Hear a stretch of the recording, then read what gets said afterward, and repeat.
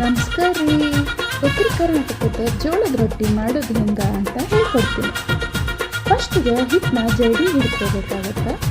ಆಮೇಲೆ ಬಿಸಿ ನೀರನ್ನ ಹಾಕೊಂಡು ಹದಕ್ಕೆ ಬರೋಂಗೆ ಹಾಕ್ಕೋಬೇಕಾಗತ್ತೆ. ಮತ್ತೆ ಮಧ್ಯದಲ್ಲಿ ಸ್ವಲ್ಪ ತಣ್ಣೀರು ಸೇರಿಸ್ಕೊಂಡು ಒಂದು ಹದಕ್ಕೆ ಬರೋ ಹಂಗೆ ಹಾಕ್ಕೋಬೇಕು ರೀ. ಚಲೋತ್ನಾಗಿ ನಾದ್ಕೊಂಡ್ಮೇಲೆ ಹಿಟ್ಟು ರೆಡಿ ಆಗತ್ತೆ ರೀ ರೊಟ್ಟಿ ಮಾಡ್ಕೊತ. ಹಿಟ್ಟು ರೆಡಿ ಆದ್ಮೇಲೆ ಒಂದು ಉಳ್ಳಿ ಕಡ್ಕೊಂಡು ಅದನ್ನು ಗುಂಡಕ್ಕೆ ಮಾಡಿಕೊಂಡು ಕಟ್ಕೋಬೇಕಾಗತ್ತೆ. ನಿಮ್ಗೆ ಕಟ್ಟಕ್ಕಾಗಿಲ್ಲ ಅಂತಂದ್ರೆ ಕಟ್ಟಿಸ್ಕೋಬೋದ್ರಿ. ಕಟ್ಲೇಬೇಕು ಅನ್ನೋಂಗಿತ್ತಂದ್ರೆ ನಿಮ್ಮ ಗಂಡನ ಹೆಂಗೆ ಕಟ್ತೀರಿ ಹಂಗೆ ರಪ ರಪ ಅಂತ ರೊಟ್ಟಿನ ತಟ್ಟಿ ಬಂದ್ಮೇಲೆ ಅದನ್ನು ಹಾಕೊಂಡು ನೀರಿನ ಬಟ್ಟೆಯಲ್ಲಿ ಅದ್ಕೊಂಡು ಒರೆಸಿ ಆಮೇಲೆ ಸುಟ್ಟರೆ